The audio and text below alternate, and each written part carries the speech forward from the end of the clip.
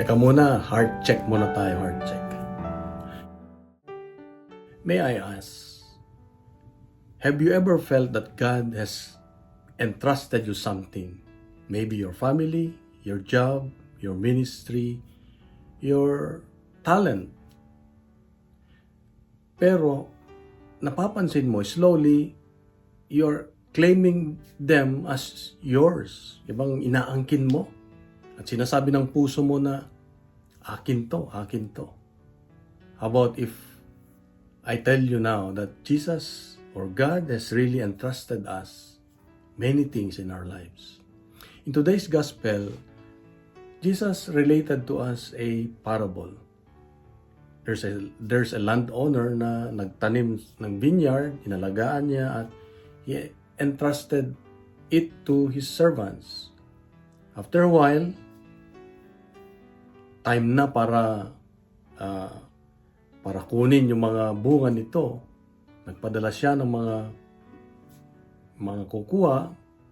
Kaya lang sila ay sinaktan, ang iba ay pinatay. At pinadala niyo naman yung kanyang bugtong na anak. Pero dahil sabi nila siya ang magmamana ng lahat, kaya kailangang patayin natin.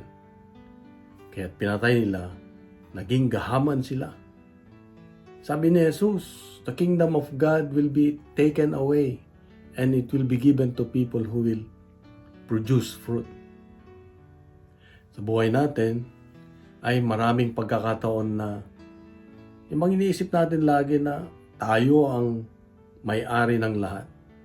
Yung pamilya ko, yung kinikita ko, yung trabaho ko, yung kayamanan ko, akin lahat, akin lahat. At ang Diyos, etchapuera siya. Parang sinasabi natin, Lord, huwag kang makialam. Akin to, pinaghirapan ko to. Yung aking success sa buhay, yung mga plano ko sa buhay, my ambitions, Lord, they're not yours. They are mine. Pero pinapalala ng Diyos sa atin ngayon na ang lahat ng bagay ay nanggaling sa Kanya.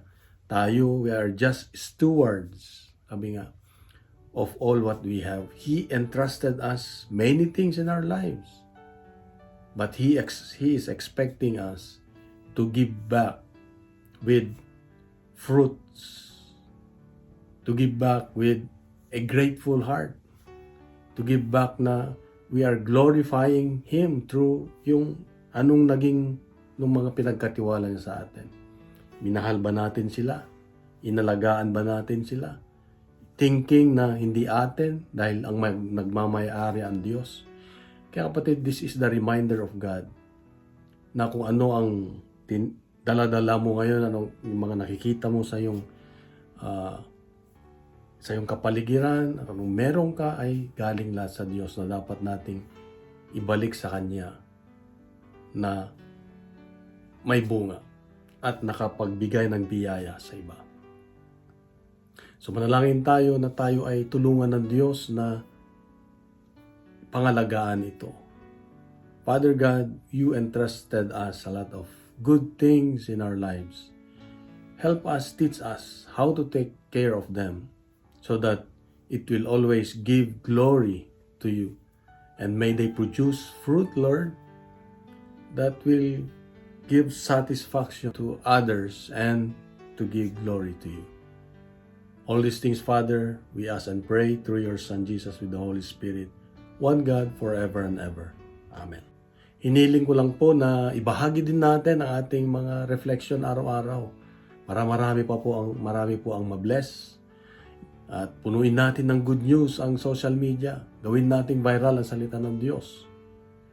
At sa mapagpalang araw sa iyo sa mga mahal sa buhay, God bless and God is good.